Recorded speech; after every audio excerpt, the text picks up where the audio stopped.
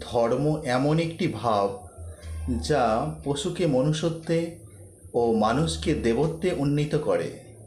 মানুষের মধ্যে যে দেবত্বতম থেকেই আছে তার বিকাশই ধর্ম।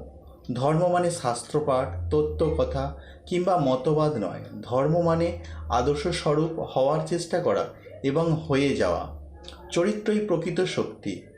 আধ্যাত্মিকতার অর্থ সেই চরিত্র শক্তি অর্জন করা। পবিত্র আর নিঃস্বার্থ হতে চেষ্টা করো, তার মধ্যেই সমস্ত ধর্ম।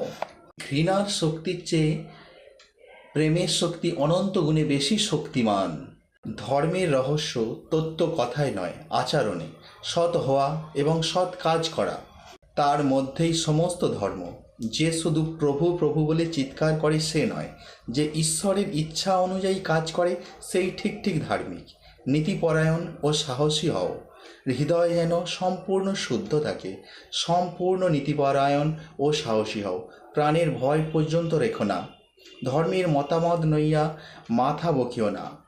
পুরুষরাই পাপ করে থাকে, বীর কখনো পাপ চিন্তাও মনে আসতে দেয় না।